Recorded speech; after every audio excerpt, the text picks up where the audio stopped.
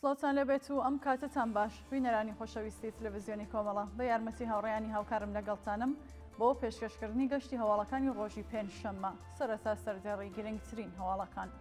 بەڕێوەچوونی ڕۆڕسمی ڕێزگەرسن لە یادی حەبیبۆڵڵا فەتحی لەلایەن بنەماڵەکەی سەپاندنی حکمی بەندکرانی ناڕەوا بەسەر دوو هاوڵاتی خەڵکی شاری پیرانشار لە سێدارەدانی سێنزە بەندکراو لە زیندانەکانی ڕژیمی کۆماری ئیسلامی گیانەدەستان و برینداربوونی سێ کرێکار لە ئێران و کۆبوونەوەی ناڕزایەتی کرێکارانی شرکەتی ماشینسازی پارس لە بەندەری ماحشەر.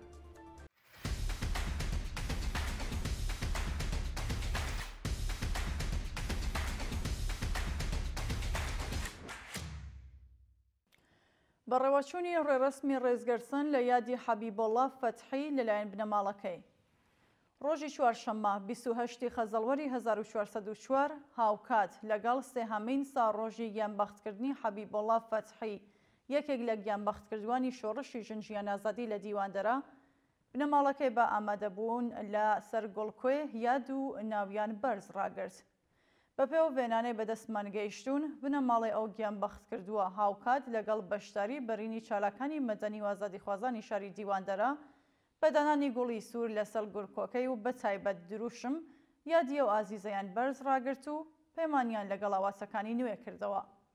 شایانی باسا حەبیبۆڵڵا فەتحی ڕێکەوتی 28 خەزەڵوەری ساڵی 1401 هەتاوی کاتی ناڕزایەتی جەماوەریەکانی ئەم شارە دژ بە دەسەڵاتی ستەمکاری ڕژیمی کۆماری ئیسلامی بە چەقەی ڕاستەوخۆی هێزە سەرکوتگەرەکانی حکوومەتگیانی بەخت کرد و پەیوەست بە کاروانی گیانبەختکردوانی ڕێگای ئازادی بوو. دەست بەسەرکردنی دوو هاوڵاتی خەڵکی شاری دیواندەرە. ڕۆژی ڕابردوو دوو پزیشکی ددانی خەڵکی شاری دیواندەرە بە هێرشی هێزەمنیەکانی ڕژیم بۆ سەر شوێنی کارەکەیان دەست بەسەر و هێشتا چارەنووسیان دیار نییە. بەپێ راپۆرتەکان ئەو دوو هاوڵاتیە بەناسناوەکانی ئازاد سۆبحانی و زانیار مۆرادی بەبێ بەڵگەی قەزایی لەلایەنەوە هێزانەوە دەست بەسەر و ڕەوانەی گرتوخانەکانی ئێدارە ئیسلاحاتی شاری دیواندەرە کراون. شایانی باسا سەرڕای بەدواداشتنی بنەماڵی ئەو دوو چالاکوانە لەسەر دۆخی تەندروستی و شوێنی ڕاگررتنیان تا کاتی داڕشنی ئەم هەواڵە سەبارەت بە ئەو دوو دەست بەسەرکراوە زانیاریەک لەبەردەستانیە. سەپاندنی حکمی بەندکرانی ناڕەوا بەسەر دوو هاوڵاتی خەڵکی شاری پیرانشار. بەپێ راپۆرسەکان سەید ڕەحمان حسەینی و ئەحمەد مامشەریفی لەلایەن دەستگای قەزای ڕژیمەوە سەرجەم حکمی 6 ساڵ و 3 مانگ بەندکرانیان بەسەردا سەپێنراوە.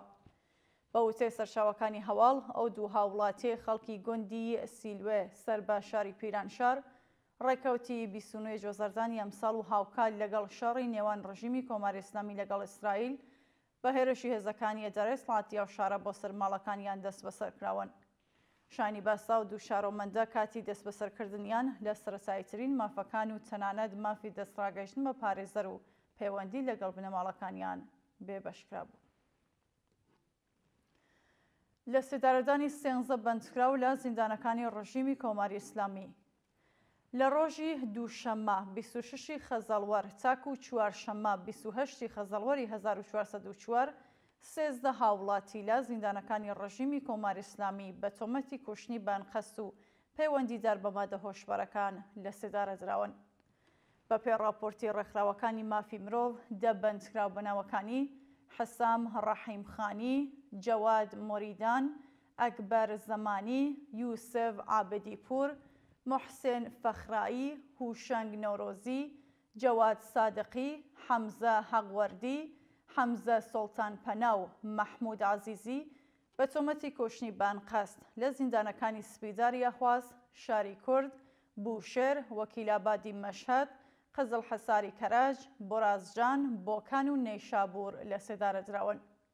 هەروەها سێ بەندکراوی دیکە بەناوەکانی مهرداد عەلیوەند، یەدوڵڵا کازمی و جەلیل مۆغانلو بە تۆمەتی پەیوەندیدار بە مادە هۆشبەرەکان لە زیندانی ناوەندی شاری تەورێز ئیعدام کراون. کۆبوونەوەی کرێکارانی شرکەتی نەوتی فەلاتقاڕەی شاغەڵ لە دوورگەی سیری.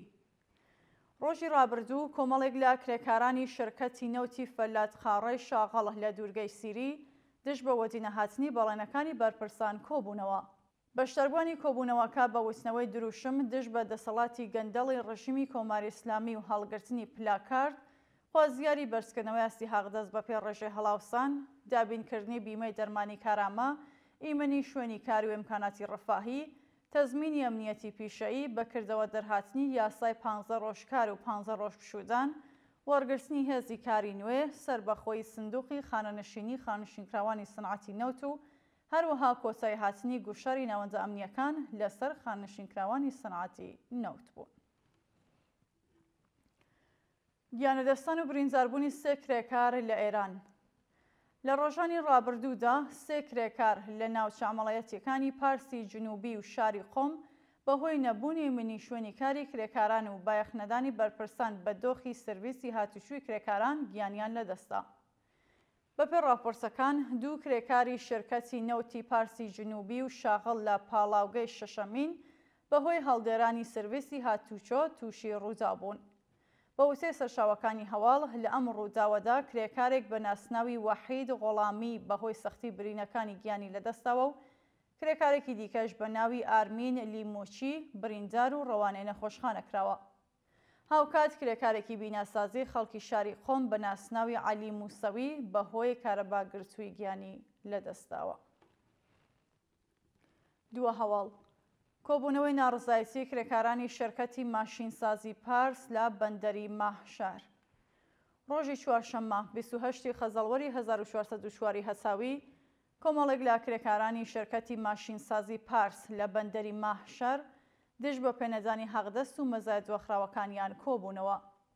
کرێکارانی ناڕازی لە کۆبوونەوەکەدا ماژەبەوە دەکەن کە بەهۆی پێنەدانی حەقدەستەکانیان لەلایەن بەرپرسانەوە دۆخی ژیانیان لە خراپیدایە و تەنانەت توانایی دابینکردنی سەرەتاییترین پێداویستیەکانی ژیانی بنەماڵەکانیان نییە.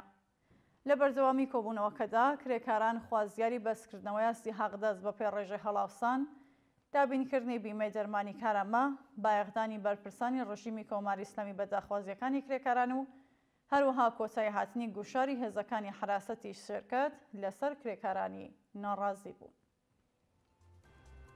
بینەرانی خۆشەویست، هەواڵەکانتان پێشکەشکرا، هەر شاد و ئاسوودە بن.